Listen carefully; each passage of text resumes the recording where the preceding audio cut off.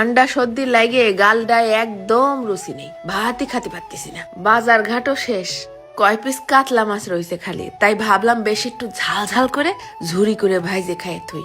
এ রুচির ওষুধ বলা যায়। বেশ কয়দিন পর পেটটা ভরে চারটে ভাত খাইছি। তো এই জায়গায় রুই, কাতলা, তেলাপিয়া যে কোনো বড় মাছ দিয়ে বানাতে পারবানি, কোনো সমস্যা নেই। মাত্র 5 মিনিটের জন্য একটুখানি হলদি দিয়ে মাছটা সিদ্ধ করে নেব, একেবারে যেন ভেলা সিদ্ধ না হয়।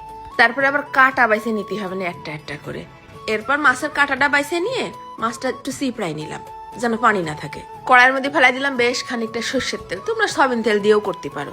তারপরে দিয়ে দিছি 7-8টা শুকনো ঝাল, কিছুক্ষণ ভাইজে নিয়ে দিয়ে দিলাম 4-5 কোয়া রসুন কুচি আর 1 মুঠ খানিক পেঁয়াজ কুচি। পেঁয়াজ রসুনটাও কিন্তু ঝালের সাথে সুন্দর করে ভেজে নেব। ওই ভাজার মধ্যে আবার ফেলাই দিলাম ছোট ছোট করে 4 কোনা করে কেটে নিয়ে আলু। ছিটই দিলাম বেশ খানিকটা স্বাদ অনুযায়ী নুন আর একটুখানি হলদির গুঁড়ো। ভালো করে নেড়ে চেড়ে পেঁয়াজ রসুনটা একটু ভাজা হলে দিয়ে দেবো ওই সিদ্ধ করা মাছ। এরপর ফেলাই দিলাম 1 চা চামচের মতন ভাজা জিরের গুঁড়ো, 1 চা চামচ শুকনো ঝালের গুঁড়ো আর 1 চা চামচের মতন একটুখানি ধনিয়ার গুঁড়ো। 1 চা চামচ দিছি আবার কিরাস করা শুকনো ঝাল। ইচ্ছা করে ঝালটা একটু বাড়াই দিলাম, জিবলেটা সিদ্ধ হয়ে গেছে, সব লাগে ঘাস ঘাস। এরপর শেষমেশ নুনটা চেখে দিলাম আরো খানিকটা নুন আর 1 পিস লেবুর রস আর বেশ খানিকটা ধনিয়া পাতা কুচি।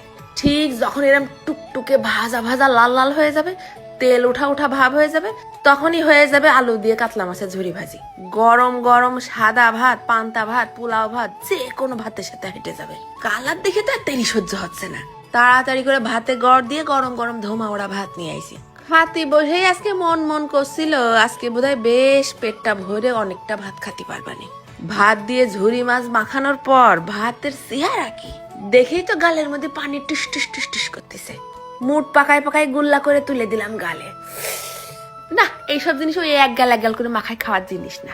সব ভাতটারে সুন্দর করে সড়বড় করে মাখায় নিয়ে আয়েশ করে তুলে তুলে খাতে হবে।